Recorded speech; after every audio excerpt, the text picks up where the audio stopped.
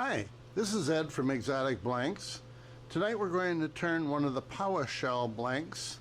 It's currently 60, about 58 degrees in here, but this has been sitting in the warm office all day, so I think we'll have no problem with it.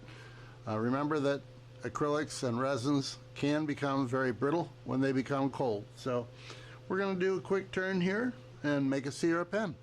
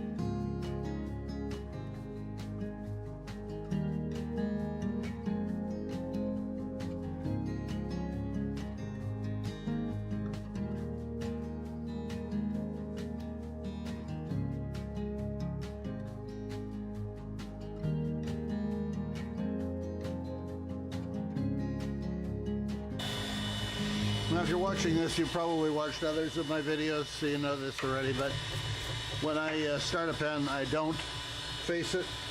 Instead, I wait until about this phase and then face it. You can see when you look at this, the blank is about 1/16 of an inch in on both ends. So it's just a matter of facing it down to the Paua shell. And I do that by putting it aside,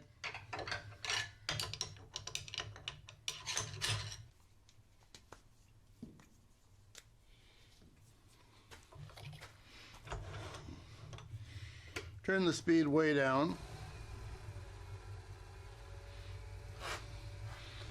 I lock the tailstock in place so that this stays at 90 degrees to the spinning disc.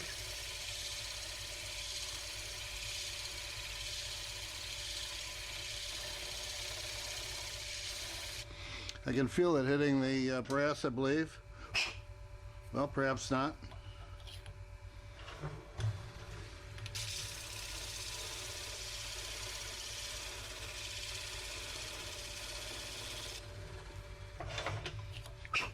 Now it hit the brass.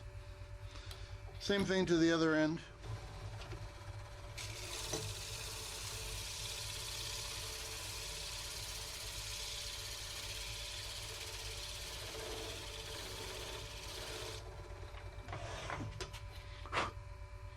Okay, that's all there is to it. It's now faced, and we go back to the final turning.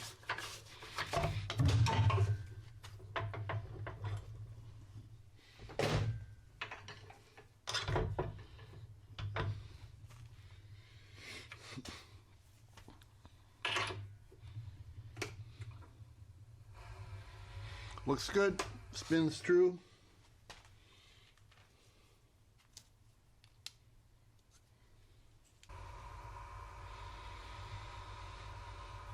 Okay, now we do the final turning of this blank.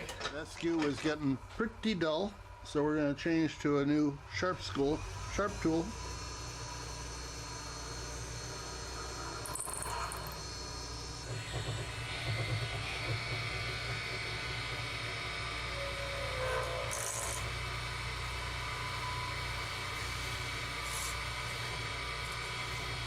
We should identify that noise that we heard in the middle.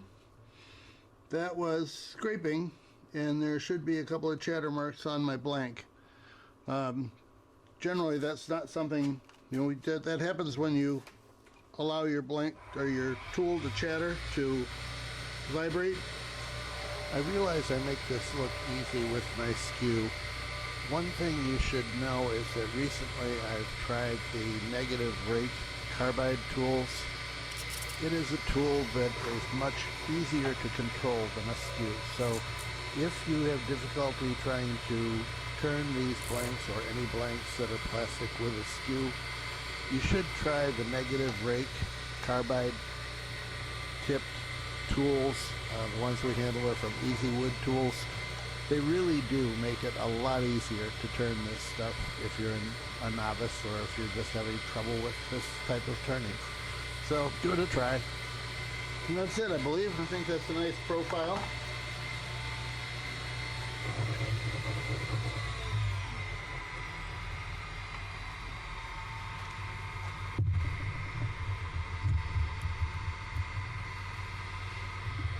Turn the speed down a whole lot and start sanding.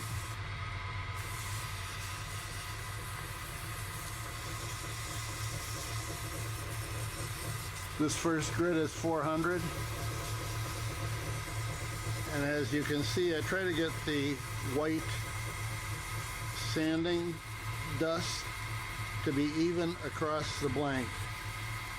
The first grit, whatever you use, is your opportunity to make this thing without peaks and valleys. As long as that white is uniform, you don't have peaks or valleys on your blank. This is 600 grit. As you may notice, this one's about an inch wide and the 400 was about an inch and a half wide. So kind of a system I've devised to keep track of what I'm doing. And if they all fall, I don't have to try to figure out which one's which. The smaller ones are the 600 and the larger, wider ones are the 400. This is 1000, which is obviously identifiable because it's white as opposed to the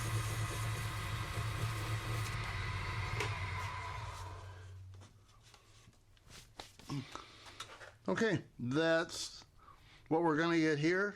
Now, if you don't have a buffing system, you would continue to use some kind of polish. I used to use Novus 1 and Novus 2. I'm sorry, Novus 2 and Novus 3. I found that was very successful, but buffing is better. So I will go over to the buffer and I'll be back. Now it's been buffed with Tripoli and white diamond, and as you can see, it looks pretty spectacular. So we'll go make a pen out of it.